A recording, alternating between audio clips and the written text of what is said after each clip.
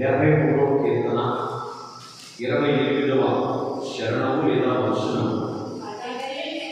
మాకైతే దేవుని పొందు ధన్యకరము అని చెప్పడం వస్తున్నాను. నాకైతే ఇక్కడ పెట్టుకుని చెప్పండి, నాకైతే దేవుని పొందు ధన్యకరము. ఈ వాక్య భాగంలో నుంచి దేవుడు మనతో మాట్లాడుగాక. నన్ను గ్రహించండి, చదవబడినటువంటి వాక్య భాగంలో కీర్తనాకారుడు తాను గొప్ప ధన్యతలోనికి నడిపించబడటానికి కారణం ఏమిటి అని అంటా ఉన్నారంటే, దేవుని పొందును బట్టి అంటున్నాడు ఆసాపు గారు రాసినటువంటి కీర్తనలు. కనుక నా జ్ఞానాంశం ఏమిటి అంటే, దేవుని పొందులోని స్వస్తి. నేనేమంటాను తెలుసా?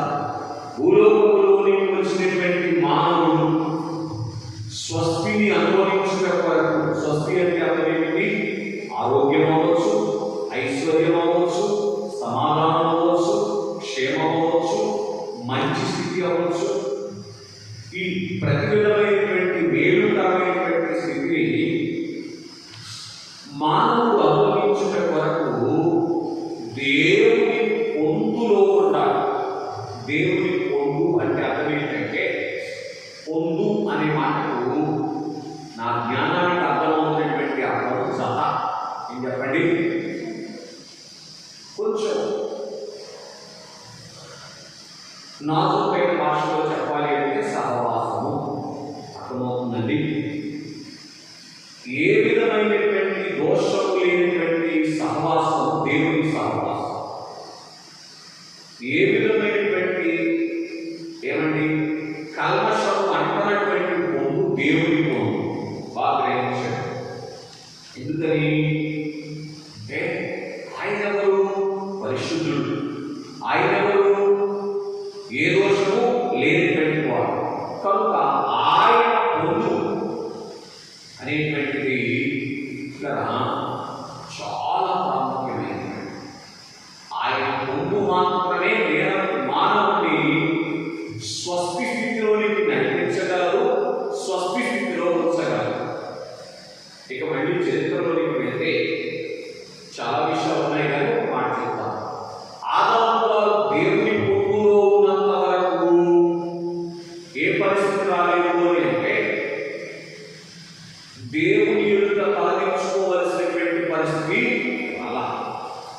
దేవుని పొందులో నుంచి ఎప్పుడైతే వేరే పొందులోకి వెళ్ళాడో, అది శాపాలు పొందు కావచ్చు, అది అమోమ పొందు కావచ్చు, అవి మానవ జ్ఞానం యొక్క పొందు కావచ్చు. ఎందుకంటే కొంత జ్ఞానాన్ని కూడా ఉపయోగించాడు ఆయన, సొంత జ్ఞానాన్ని. అందుకని ఏం చేశాడు? ఆకులను పట్టుకున్నాడు. ఇలా ఇవన్నీ కూడా ఏం చేసింది అంటే దేవుని ఎదుట కాదించుకునేటువంటి స్థితిలోనికి తీసుకొని వచ్చి, ఇంకా చెప్పకుండా శిక్ష అనుభవించవలసినటువంటి స్థితిలోనికి తీసుకొని వచ్చింది. ఎవరిని? స్వస్తి స్థితిలో ఉన్నటువంటి ఆత్మ. కాబట్టి ఇట్లా బాగా గ్రహించండి. మనలా ప్రేమ కలిగినటువంటి దేవుడు ఏం చేశారు అంటే, తన పొందు ఆదాము గారికి ఇచ్చి, అది కారణం 3వ అధ్యాయము 17వ వచనంలో ఇలా ఆయన అంటా ఉన్నారు, నీ మీదికి వచ్చినటువంటి శిక్షను నా మీద వేసుకుంటాము అని తెలియచేసిన వారుగా ఉన్నారు. కనుక స్నేహితులారా గ్రహించండి. ఇక్కడ మనం చూసిన వారుగా ఉన్నట్లయితే ఆ రీతిగా దేవుని యొక్క పొందు దేవుడు ఎప్పుడూ కూడా ఇవ్వటానికి ఇష్టపడుతున్నటువంటి వారుగా ఉన్నారు అని మనం చూస్తూ ఉన్నాం. దేవుని పొందులు అందుకునేటువంటి స్థితిలో ఉన్నటువంటి వారు ఏం చేశారు అంటే, ధన్యకారం అంటే అర్థమేంటో తెలుసా? దేవుని మెప్పులు అందుకునేటువంటి స్థితిలో ఈ లోకంలో యాత్ర చేయగలిగారు. ఇలా గ్రహించారు.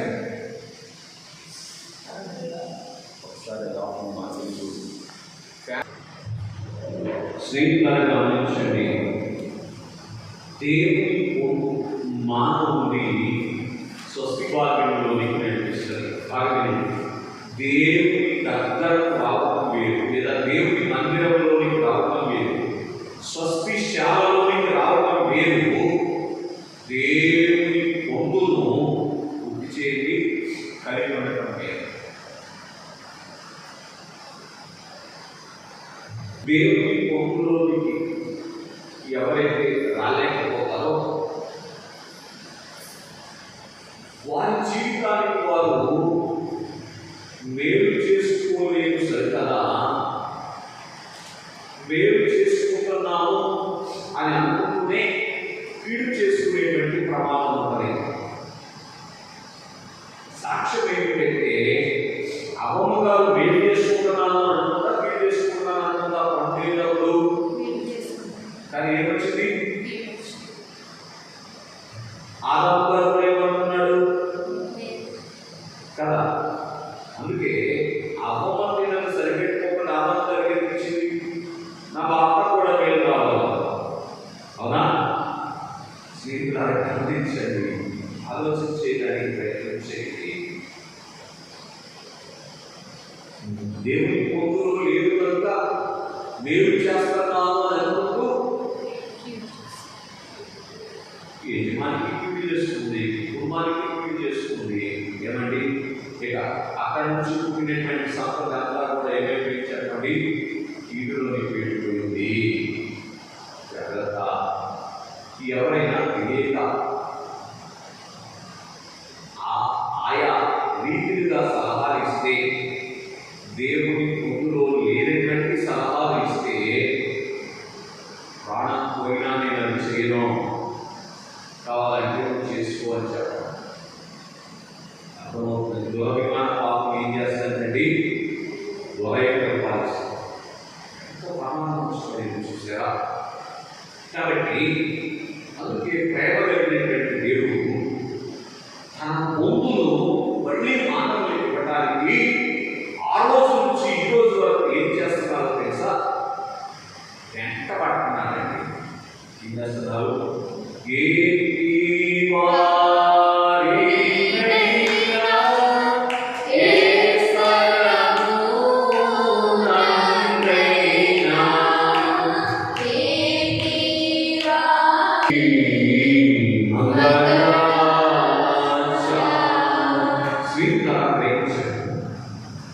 దేవుని పొందు మానవులు స్వయముగా అనుకునేటువంటి స్థితిని పోగొట్టుకున్నారు.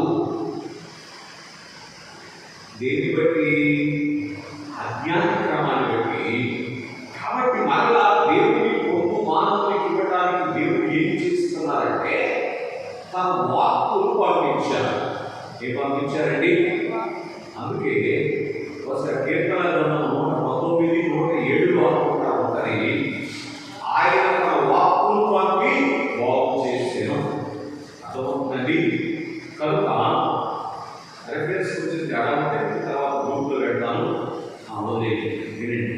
కాబట్టి దేవుడు బాగు చేయడానికంటే స్వస్తి భాగ్యము అనుగ్రహించిన కొరకు నేరుగా తన యొక్క పొందులు అంటే తన సహవాసాన్ని, తనతో ఐక్యమైనటువంటి స్థితిని మానవుడు పోగొట్టుకున్నాడు కనుక దేవుడు తన యొక్క వాక్కులు పంపాడు. ఆ వాక్కులు పంపినటువంటి క్రమంలో ఎవరైతే ఆ వాక్య ప్రకారం నడుచుకున్నారో వారు ఏ స్థితిలోనికి వచ్చారంటే దేవుని పొందును అందుకున్నటువంటి స్థితిలోనికి వచ్చారు. అంటే దేవునితో ఉన్నటువంటి స్థితిని అనుభవంలోకి తెచ్చుకోగలిగినటువంటి వారుగా ఉన్నారు. కనుక నేటి మన ధ్యానం ఏమిటి అంటే, ఇప్పుడు చదవండి. ఇక్కడ 7వ అధ్యాయం ఆదికాండ గ్రంథము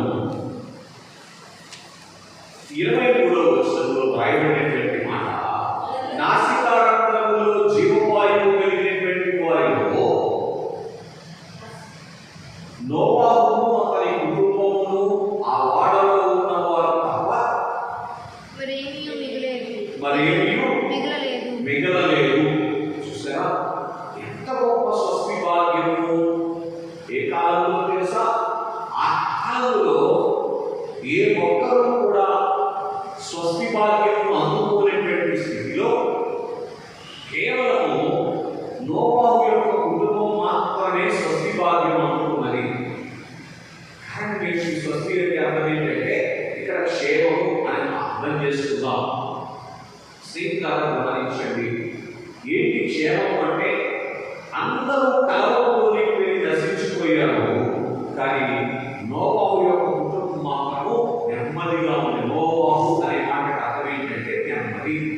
కనుక పేరుకు తగినట్లుగా నెమ్మదిగా అంత భయంకరమైనటువంటి ప్రళయంలో కూడా ఉండటానికి గల కారణం ఏంటి అంటే, ప్రియులారా గ్రహించండి, దేవుని పొందు నోవాహు కలిగి ఉన్నారు. ఎలా కలిగి ఉన్నారు? ఇప్పుడు చదవండి. ఇక్కడ ఆదికాండ గ్రంథం 6వ అధ్యాయం 9వ వచనం కిందకు వచ్చేదంట. దేవునితో నడిచిన వాడు అర్థమవుతుందండి. కనుక ఏంటి దేవునితో నడవడం అంటే? అర్థం ఏమిటి అంటే దేవుని యొక్క మాట విని దేవుని మాట ప్రకారం చేయటమే వచ్చేది దేవునితో నడిచేటువంటి స్థితి. కనుక ఈ నోవాహు గారు స్వస్తిని అందుకోవడానికి, తాను కాపాడుకోవడానికి, తన కుటుంబాన్ని కాపాడుకోవడానికి, ఏం కాపాడుకోవడానికి? తన కుటుంబాన్ని కాపాడుకోవడానికి నోవాహు గారు ఏం చేశారో తెలుసా? దేవుని పొందును అనుభవించారు. ఫ్యాన్ లేస్తే నిద్ర అవుతుంది ఏమండి? ఫ్యాన్ లేకపోతే కూర్చోలేదు.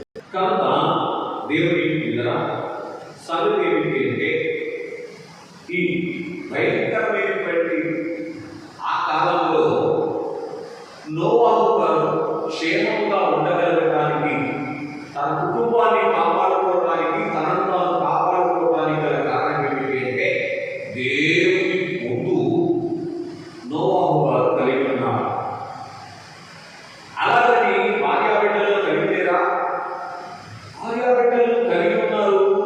అయినప్పటికీ కూడా భార్యాబిడ్డల యొక్క మాట ప్రకారం నోవాహు గారు నడిచినట్టు కనబడటం వల్ల దేవుని మాట ప్రకారం నోవాహు గారు నడిచారు. ఇట్లా చూడండి, దేవుడు ఇచ్చిన వాడు మనకు చాలా ఉండవచ్చు, దేవుడు ఇచ్చినవి మనకు చాలా ఉండవచ్చు, కానీ వాటి పొందులో గుర్తు చేయండి, ఎంతో కొంత ఏముంటుంది? నష్టం ఉంటుంది. అర్థమవుతుందండి?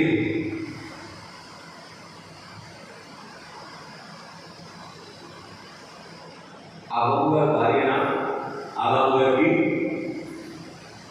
కీడు చేయాలనుకుందా, మేలు చేయాలనుకుందా? ఆదాము గారికి మేలే చేయాలనుకుందా, కానీ ఏం చేస్తుంది? అర్థమవుతుందండి?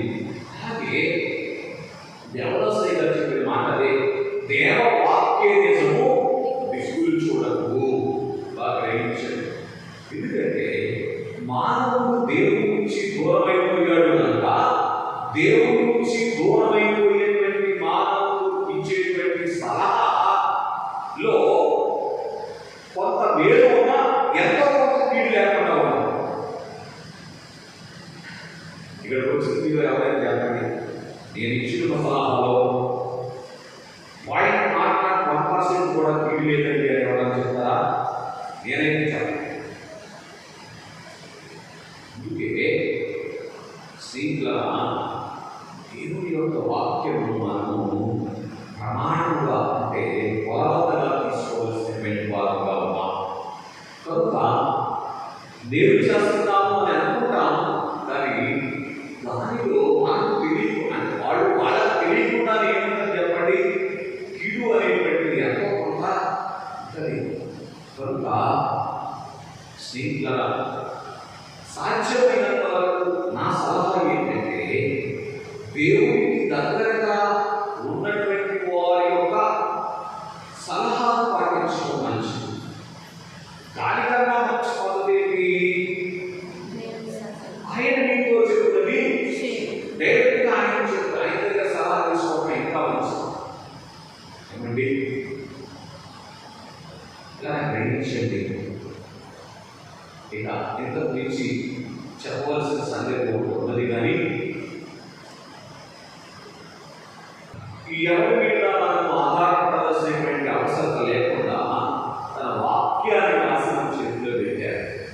కనుక దేవుని పొందులోనికి రావడం అంటే ఇట్లా దేవుడు చెప్పినట్టు చేయటని. కనుక నోవాహు వారి విషయంలో దేవుని పొందును బట్టి కలిగినటువంటి స్వస్తిని గురించి కొద్ది నిమిషాలు ధ్యానం చేద్దాం. మొట్టమొదటిగా 6వ అధ్యాయం 12వ వచనం ఆదికాండ గ్రంథం.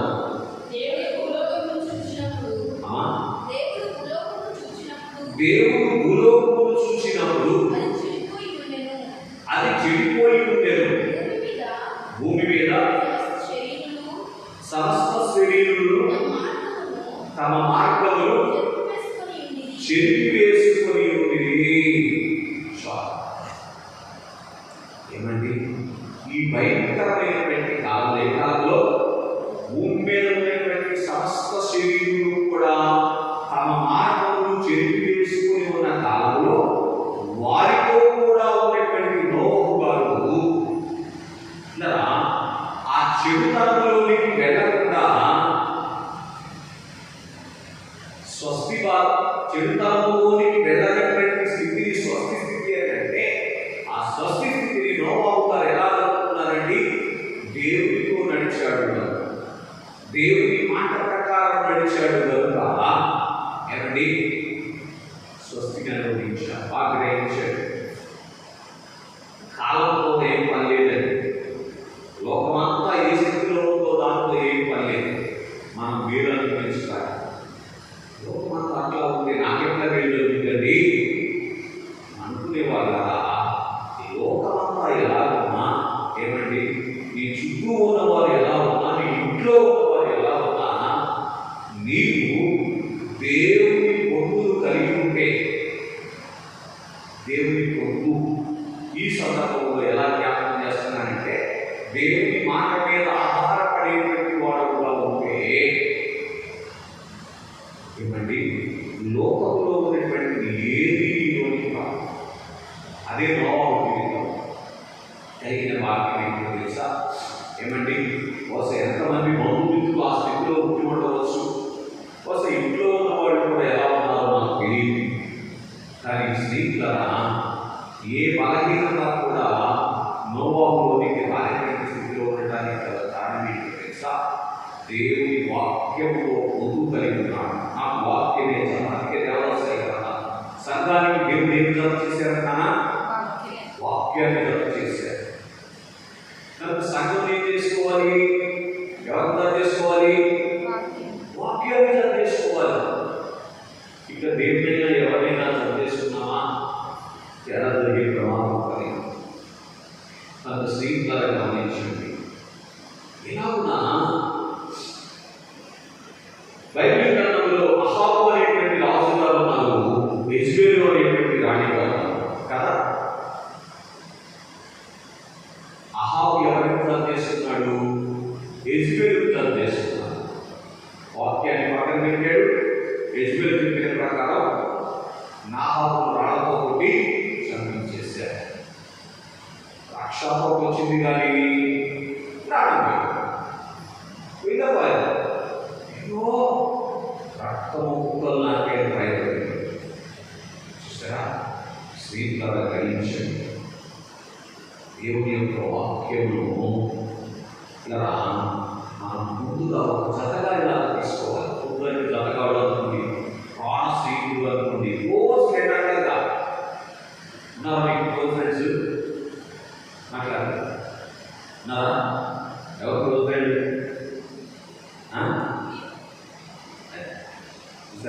దీపిక అదొక ఇప్పుడు క్లోజ్ ఫ్రెండ్ ఎక్స్చేంజ్ కూడా ఏ ఒక్కరు అవునా? మనకందరికి క్లోజ్ ఫ్రెండ్ ఎవరో దేవుడి వారు. అదవుతుందండి. ఆ క్లోజ్ ఫ్రెండ్గా తీసుకుంటే అప్పుడు ఏం జరుగుతుందో తెలుసా? స్నేహితుల ఏ కలుషం అనకుండా కాపాడబడతాం. చదవండి కీర్తన గ్రంథము 31వ కీర్తన 2వ వచనం. కీర్తన గ్రంథము 31వ కీర్తన 2వ వచనం. చదువు.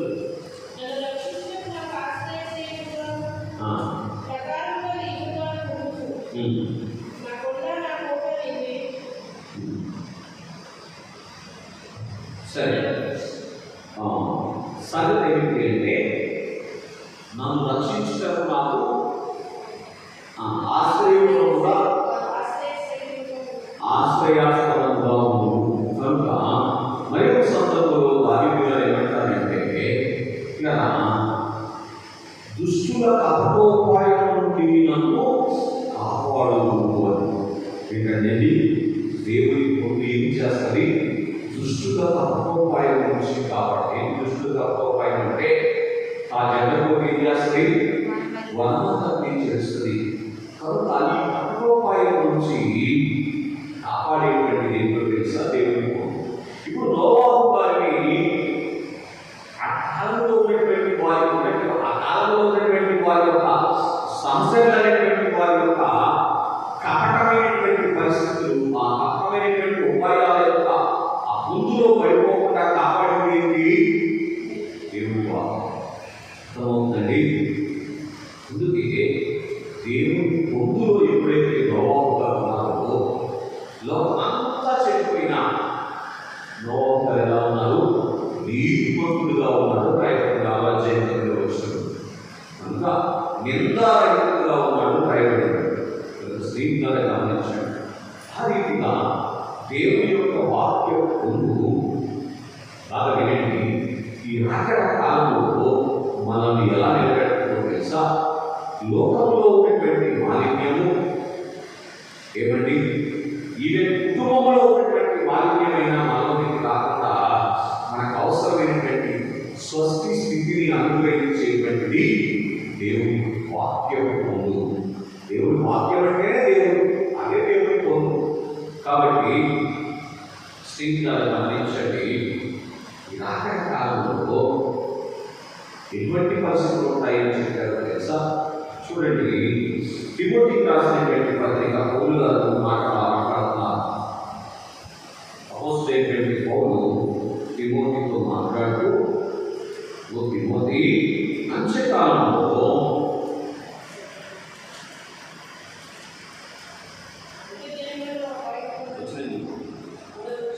3వ అధ్యాయం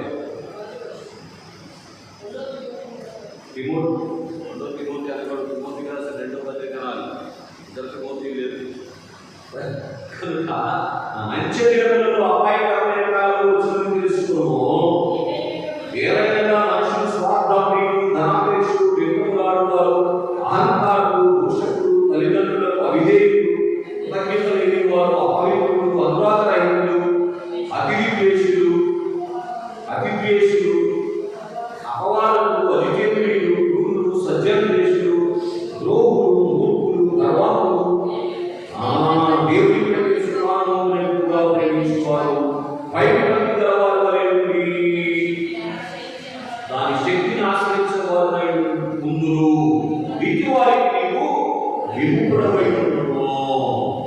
సరే, ఆ కాలంలోనే నోవాహు వారికి విముఖుడుగా ఉండడానికి కారణం ఏంటో తెలుసా? దేవుని పొందులో ఉన్నాడు. అలా అదే పరిస్థితులు ఎప్పుడు వస్తాయని ప్రభు చెప్పారు. మత్తయి సువార్తలో నోవాహు వస్తాయని చెప్పారు. రాకడ అర్థమవుతుందండి. కనుక అట్టి వారు ఎక్కడ ఉన్నా సరే, వాళ్ళు మన ఊరిలో ఉన్నా, మన ఇంట్లో ఉన్నా, వాళ్ళకు విముఖుడుగా ఉండాల్సిందే. వాళ్ళకు విముఖుడుగా ఎక్కడ ఉండగలుగుతారు తెలుసా? దేవుని వాక్యంలో ఉంటే.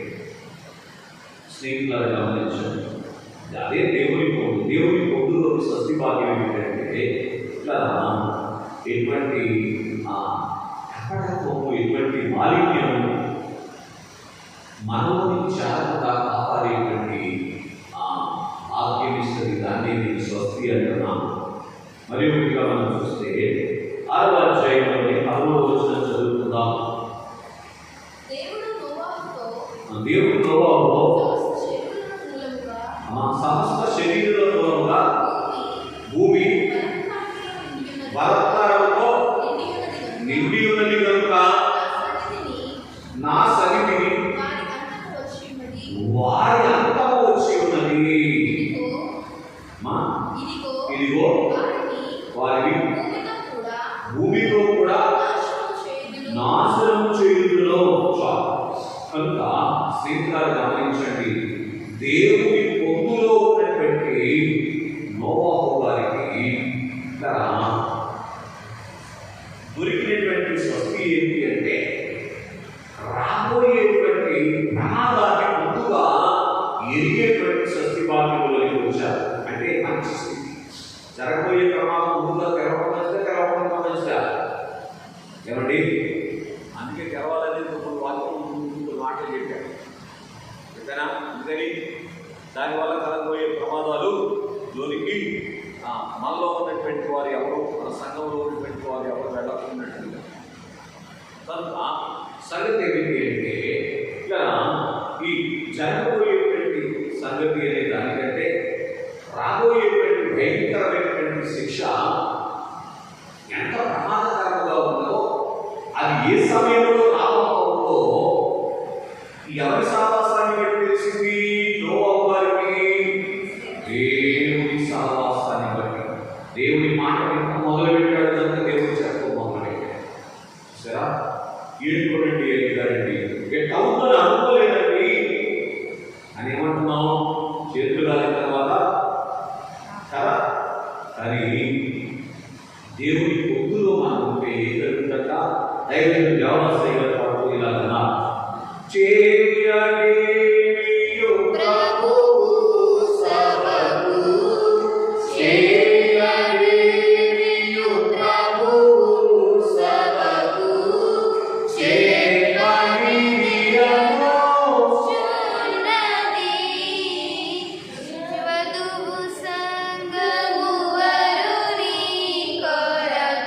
కాబట్టి స్నేహితులారా గమనించండి, సంగతి ఏంటి అంటే దేవుని సభలో ఉంటే, అంటే దేవుని నీ శిరస్సుగా మనం కలిగి ఉంటే, ఆయన శరీరంగా మనం ఉంటే, అంటే దేవుని పొందులో ఉంటే ఏం చేస్తారంట? చెప్పకుండా దేవుడు ఏం చేయడు. అర్థమవుతుందండి? కాబట్టి స్నేహితులారా, ఈరోజు సంఘంలోనికి వచ్చారు కాబట్టి కొన్ని మాటలు దేవుడు తెలియజేశారు. రాని వారికి సంగతులు తెలుస్తాయా? ఇక్కడ మనం చూస్తే ఇక్కడ జరగబోయేటువంటి సంగతి, రాబోయేటువంటి ప్రమాదము ఏమండి? నోవాహు కుటుంబంలో వారికి ఎవరికైనా తెలిసిందా? తెలియలేదు. స్నేహితులారా గమనించారు. కొన్ని నోవాహు కాలంలో ఉన్నటువంటి వారు ఎవరికైనా తెలిసిందా? కాబట్టి వారు క్షేమకరమైనటువంటి స్థితిలోనికి రాలేకపోయేవారుగా ఉన్నారు. కానీ దేవుని పొందులో, దేవుని జతలో, దేవుని సహవాసంలో ఉన్నాడు కనుక ఏం జరిగిందో తెలుసా? నోవాహు గారికి స్వస్తి భాగ్యం ఉంది. స్వస్తి భాగ్యం అంటే ఇక్కడ ఏమైనా అర్థం చేసుకోవాలి? మంచి సమాచారం, అంటే సరే మంచి మనం కానీ అపాయం నుంచి తప్పించుకోవడానికి అవసరమైనటువంటి మంచి సమాచారం అందించాలి. అర్థమవుతుందండి? కాబట్టి మరియు ఇక్కడ మనం చూస్తే ఆదికాండ గ్రంథం 6వ అధ్యాయం 14వ వచనం చదువుకుందాం. చూడండి, జరగబోయే ప్రమాదాన్ని తెలుసుకోవడమే కాదు, లేదా దేవుడు చెప్పడమే కాదు, ఏం చెప్తున్నారట? చికిత్సాలో నీ కొరకు ఓడను చేసుకోను. కనుక రాబోయేటువంటి ప్రమాదంలో నీవు ఎలా తప్పించుకోవాలి అనేటువంటి సంగతిని కూడా దేవుని పొందు గుర్తు ఇచ్చేది నోవహు వారికి తెలియజేస్తారు. బాగా విషయం. అందుకే 365 రోజులు 24 గంటలు దేవునితో పొందు కలిగి ఉండడానికి ప్రయత్నించారు. పోయి పొందు అంటే కేవలం అర్థం కాకపోతే పొందు అని కనుక దేవునితో పొందు కలిగి ఉండటానికి, దేవుని ఆత్మతో ఉండటానికి, మనతో ఉన్నటువంటి దేవుని బయట చూస్తూ ఆయన స్వరం ఆలకించేటువంటి మనస్సు కలిగి ఉండటానికి ప్రయత్నం చేయగలిగితే చాలు. ఇలా స్వస్తియే లేని కాలంలో స్వస్తి ఎలా అనుకుంటున్నామో మనం గ్రహించే వాళ్ళలో ఉన్నాం. ఎవరికైనా స్వస్తి ఉన్నారా? కానీ నోవహు ఏమనుకున్నాడు?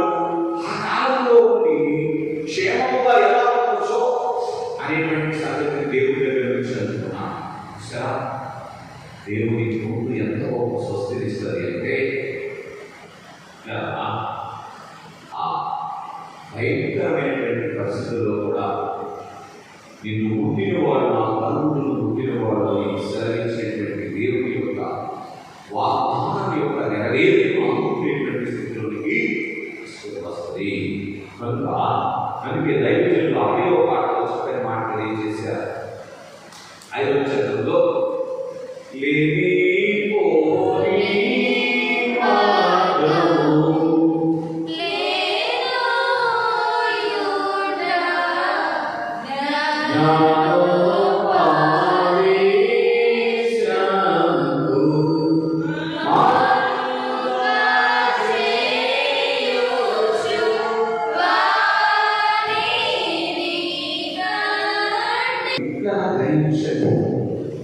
లేనిపోని మార్గములు ఎన్నో ఉన్నటువంటి ఈ లోకంలో ఏమండి మనకు క్షేమకరమైనటువంటి మార్గం ఏంటి? పరిస్థితి ఎటువంటిది అయినప్పటికీ కూడా మనము క్షేమము ఎలా అనుభవించగలం, మన జీవితంలో స్వస్తి స్థితి ఎలా అనుభవంలోకి తెచ్చుకోగలం అనేటువంటి సంగతిని ఎవరి పొందు బట్టి నోవహు గారు గ్రహించారో తెలుసా? దేవుని పొందును బట్టి. అందుకే స్నేహితులరా ఆశాపు గారు అంటున్నారు, మాకైతే ఏమండి దేవుని పొందు ధన్యకారం. ఏంటంటే ఏమండి దేవుని పొందు అనేటువంటి ఎంత స్వస్తి భాగ్యాన్ని అనుగ్రహిస్తూ ఉన్నదో మనం చూస్తూ ఉన్నాం. మరి ఒకటిగా మనం చూస్తే 6వ అధ్యాయము 15వ వచనం కూడా చదువుకుందాం. నీవు దాన్ని చేయవలసిన విధి ఇది. నీవు దాన్ని చేయవలసిన విధమిది. నీవు దానిని చేయవలసినటువంటి విధమిది. ఆ ఓడ సంగతి ఏంటంటే ఓడగట్టుకొని చెప్పినటువంటి దేవుడే చెప్పేది కట్టుకోనల్లా అర్థమవుతుందండి. ఓడగట్టుకుంటే కాపాడబడతావు అని చెప్పినటువంటి దేవుడే ఏం చేస్తున్నారు తెలుసా? ఎలా కట్టాలో కూడా చెప్పారండి. అంటే ఆ కట్టబోయేటువంటి ఓడ ఎలా ఉంటే ఆ ఓడలోకి వచ్చినటువంటి నీవు క్షేమముగా ఉంటావు, నీవు స్వస్తిని అనుభవిస్తావు అనేటువంటి సంగతిని కూడా స్నేహితులరా దేవుని పొందులో తెలియజేసింది. మీకు మాట చెప్పనా? ఇలా మన కుటుంబాన్ని ఎలా కట్టుకుంటే, ఇలా మన సంఘాన్ని ఎలా కట్టుకుంటే పరిస్థితులు ఎంత ప్రమాదకరమైన క్షేమంగా ఉండగలవు అనేటువంటి సంగతిని మనకు తెలియజేసేది ఏంటో తెలుసా? మన జ్ఞానం కాదు, మన తెలివి కాదు, మన బాబు కాదు, మన యొక్క చదువు కాదు, దేవుని పొందు. ఎవరి పొందు చెప్పండి?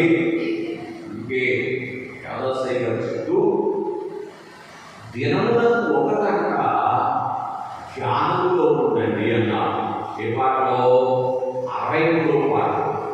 ఏ పాటలో చెప్పండి? మీరు అడుగుతున్నారు లేదా? చూపిస్తాను. బోధనన్నిటికంటే గొప్ప బోధ వివరింపు ధ్యాన మాత్రమయ్యే కదా ఏమండి? పరమాత్మికులకు 63వ పాట 18లో చదవండి. బోధలన్నిటికన్నా ఎక్కువైన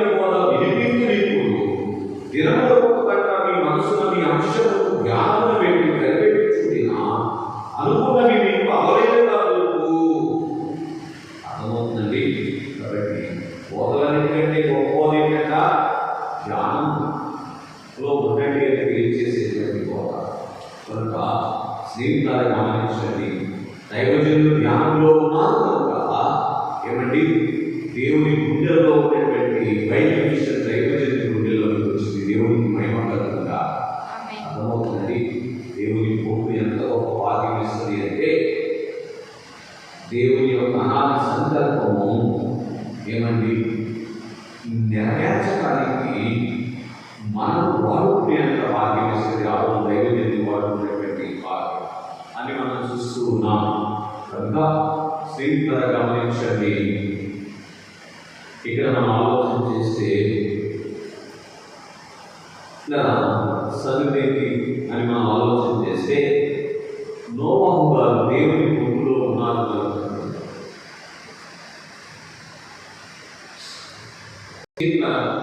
ఎలా చేస్తే కాపాడబడతాం అనేటువంటి సంగతిని కూడా ఎలా కాపాడుకోవాలి అనేటువంటి సంగతిని కూడా దేవుడు ఏం చేస్తే చెప్పండి.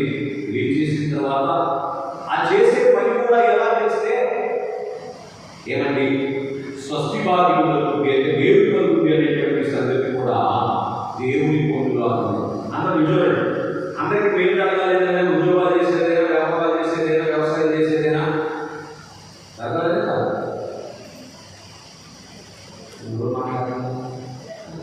మేలు జరగాలంటే ఎవరు చెప్పినట్టు చేయాలి? దేవుడు చెప్పినట్టు చేయాలి.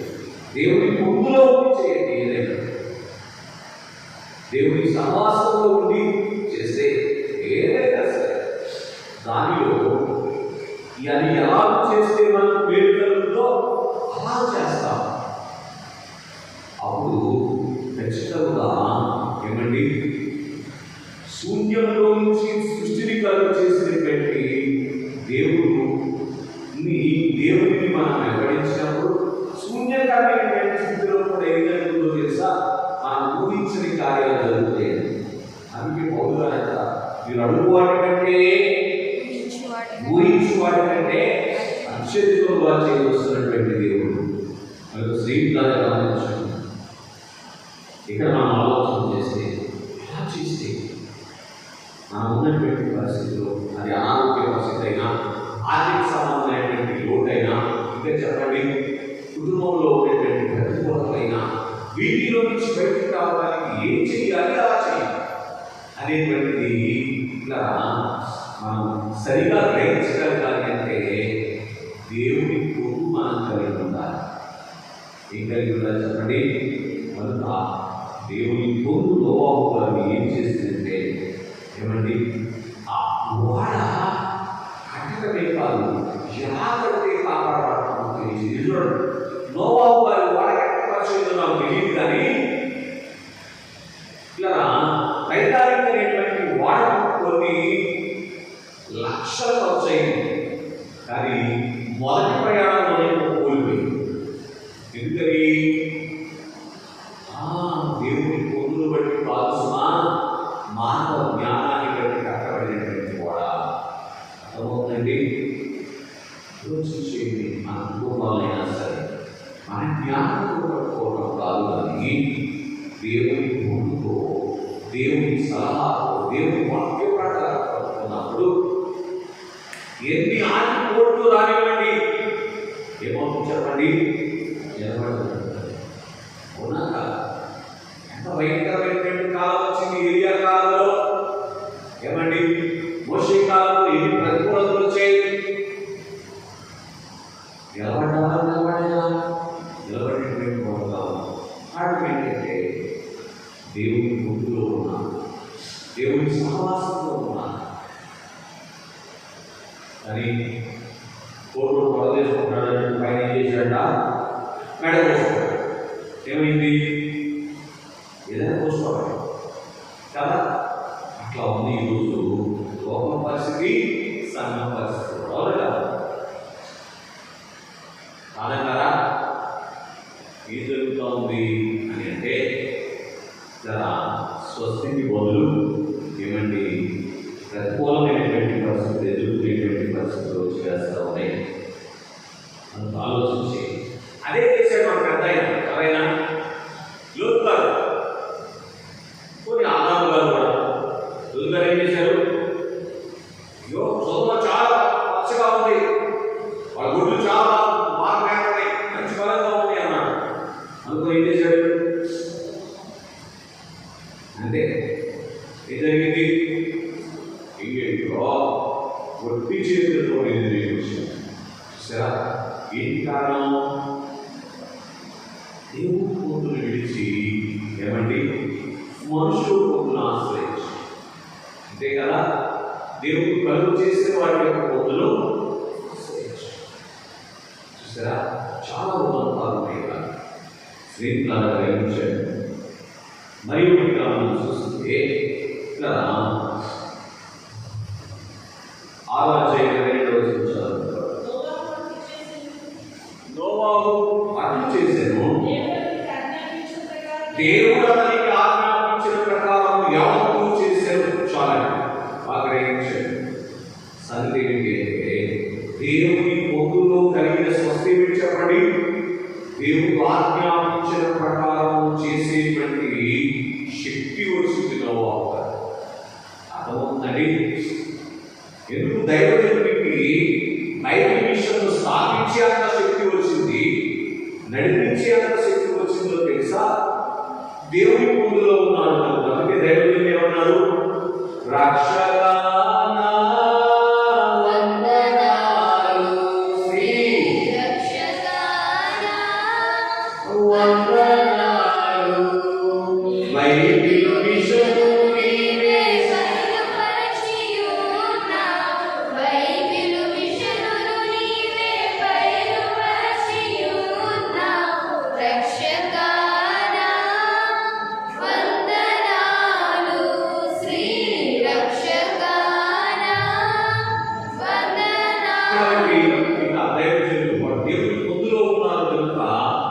బహిరంగానికి దైవజనులు కానీ అంతరంగంగా దేవుడి బైబిల్ మిషన్ని నడిపిస్తూ ఉన్నారు. ఆయనే క్రమపరచారు, ఆయనే తప్పుతూ ఉన్నారు, ఆయనే ప్రజలను చూస్తూ ఉన్నారు, ఆయనే ప్రబలపరుస్తూ ఉన్నారు, ఆయనే కొంచుకొని పోతారు. అన్ని విషయాలు దైవజనులు. సంగతి ఏంటంటే దేవుని ముందు దేవుడు చెప్పినట్లు చేసేటువంటి శక్తిని అనుగ్రహిస్తుంది. ఏమండి? చాలా మంది వాక్యం చదువుతున్నారు, వాక్యం వింటున్నారు, అయితే నేను కూడా చేయాలనుకుంటున్నాను వాక్య ప్రకారం. కానీ చేయండి అందరూ చేసేవాడు అనగా చేయలేకపోతున్నాం. ఏంటి కారణం తెలుసా? వాక్యాన్ని ఏ దేవుడు గ్రహించారో ఆ దేవుని యొక్క సహవాసంలో ఉండకపోవడం. ఉన్న దైవజనులు ఏం చెప్పారు? నేను చేయలేనివన్నీ నీవే చేసి పెట్టినావు, నేను చేయలేనివన్నీ నీవే చేసి పెట్టినావు. రక్షకా వందనాలు శ్రీ రక్షకా వందనాలు. కాబట్టి స్నేహితులారా గమనించండి. సంగతి ఏంటి అని ఆలోచన చేస్తే దేవుని పొందులో ఉంటే చూడండి, ఆయన చెప్పినవి మనం చేయలేని స్థితి ఉంటే, స్థితి చేయలేని స్థితి ఉంటే దేవుడే మనలో ఉండి చేస్తాడు. అర్థమవుతుందండి? బహుశా ఆ కాలంలో మిషనరీ లేకపోయినా ఏమంటే ఆ వాడ కట్టడానికి, అంత పెద్ద వాడ కట్టడానికి అవసరమైనటువంటి ఏమండి అన్ని సదుపాయాలు లేకపోయినా నోవాహు ఎలా కట్టగలిగారు? దేవుని పొందులు బట్టి. అర్థమవుతుందండి? అందుకే దైవజనులతో ప్రభువా 72 పాటలు అనుకుంటా, నేను పని చెప్పిన వానికి నేను సోకుయించేదను. దేవుని పొందులో ఏం చేస్తాం? పని చెప్పగానే చెప్పావు కదా ఏమని వేసుకున్నాను. అవునా? స్నేహితులారా గ్రహించండి. మరి ఒకటిగా మనం చూసినప్పుడు 7వ అధ్యాయం 7వ వచనం అప్పుడు నోవాహు అతనితో కూడా అతని కుమారులను అతని కుమారులను అతని భార్యయు అతని అతని భార్య, అతని కోడళ్ళను, అతని కోడళ్ళు, ఆ జల ప్రవాహములను, అమ్మా, ఆ ప్రవాహ జలములను, ఆ జల ప్రవాహములను తప్పించుకొనుటకై తప్పించుకున్నకై ఆ ఓడలో ప్రవేశించిరి. ఆ ఓడలో ప్రవేశించింది. చాలండి. ఏం సంగతి చెప్పండి. ఇక్కడ ఉన్నటువంటి స్వస్తి వాక్యం ఏంటో తెలుసా? నోవాహు దేవుని పొందులో ఉన్నారు కనుక నోవాహు దేవుని ఇచ్చినటువంటి వారికి దేవుడు ఏం చేశారు చెప్పండి? స్వస్తి భాగ్యంలోకి నడిపించారు. ఇక్కడికి వచ్చిన వాళ్ళ మనం దేవుని పొందులో ఉండగలిగితే ఒకనొక రోజున మనం ఉన్నవారిని దేవుడు ఎక్కడ నడిపిస్తారు? దేవుని నడిపిస్తారు. అందుకే దైవజనులతో ప్రభు ఏమన్నారు? నిన్ను రక్షించిన నేనే నీ స్వకీయులు రక్షిస్తా. అంటే మానే స్థితిలో ఉండాలి, రక్షించబడినటువంటి స్థితిలో ఉండాలి, ఆయన పొందులు కలిగినటువంటి స్థితిలో ఉండాలి. లేదు మానే వాళ్ళతో ఏమైపోతేనో ఎత్తరిపోవాలి చెప్పండి, మనకున్న వారిని పోగొట్టుకునేటువంటి ప్రమాదం చేస్తుంది. కనుక నోవాహు కలిగినటువంటి వారు ఎవరెవరంటండి? వారి కుమారుడు, వారి కుమార్తెలు, వారి కోడళ్ళు, ఏమండి అందరూ కూడా ఏమంటుడు ఎంతమంది? కుటుంబంలో 8 మంది ఉంటే 8 మంది ఏం చేయబడ్డారంటండి? స్వస్తిని అనుభవించారు. ఎటువంటి నోవాహు దేవునితో పోతుంది, నోవాహు దేవునితో పోతుంది. ఇలా అందుకే ఇంటిలో ఉన్నటువంటి నీ ఒక్కడైనా సరే దేవుని పొందులో ఉండగలిగితే ఒక రోజున నీకున్న వారందరికీ దేవుడు తన పొందులోనికి నడిపిస్తే క్షమిస్తారు. దేవునికి మహిమ కలుగుగా. మనమే వారికి ఏకమైపోతే ఇలా దేవుడు సిద్ధపరిచినటువంటి స్వస్తిని అనుకోవడం సాధ్యపడదు అనేటువంటి సత్యాన్ని కూడా శ్రేష్టమైనటువంటి సమయంలో మీ గమనానికి తీసుకొని వస్తా ఉన్నా. మరి ఒకటిగా మనం చూసినప్పుడు ఆదికాండ గ్రంథం 7వ అధ్యాయం 16వ వచనం, ప్రవేశించినవనియు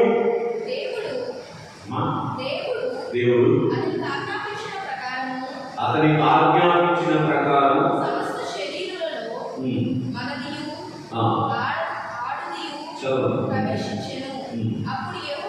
అప్పుడు యెహోవా ఓడలో అతని మూసివేసెను.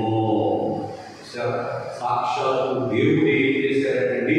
ఆ ఓడ తలుపును మూసారు. దేవుడికి మహిమ కలుగుగా. అర్థమవుతుందండి? దేవుడికి ముందేం చేస్తారు తెలుసా?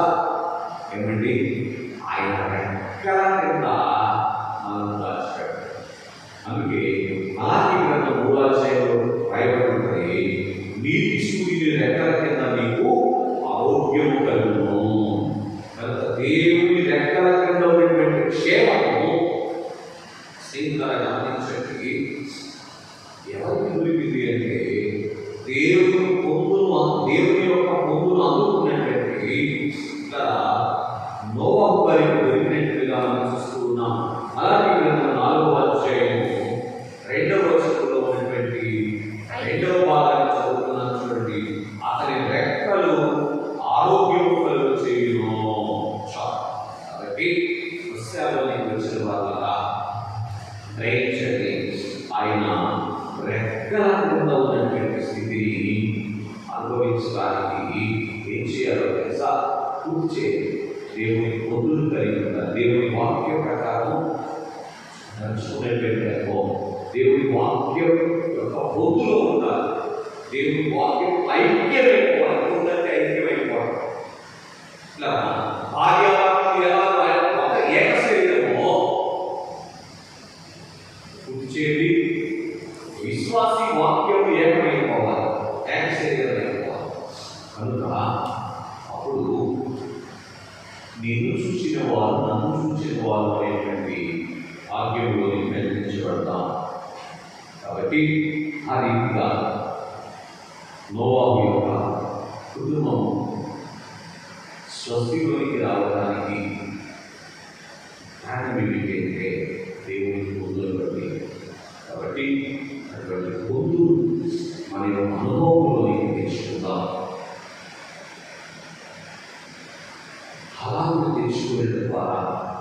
ఈ స్వస్తి కార్యక్రమంలో నీకు వచ్చినటువంటి మనకు అవసరమైనటువంటి ప్రతి విధమైనటువంటి స్వస్తిని దేవుడు అనుగ్రహించేటువంటి వారుగా ఉన్నారు. అది ధన్యత దేవుడు మన పిల్లలకు దయచేయుగాక. ఎంత గొప్ప స్వస్థలో వచ్చినప్పటికీ కూడా ఏమంటే దేవుని గొంతులో ఉండకపోతే స్వస్తి భాగ్యం అనుకోలేదు కదా. ఇప్పుడైనా ఒక నిర్ణయం తీసుకుందామా? దేవుని గొంతుకు కలిగి ఉన్నాను, నేను నిర్ణయం తీసుకుందాం. మోకరించండి, జ్ఞానం పెడతాం. దేవుని మాట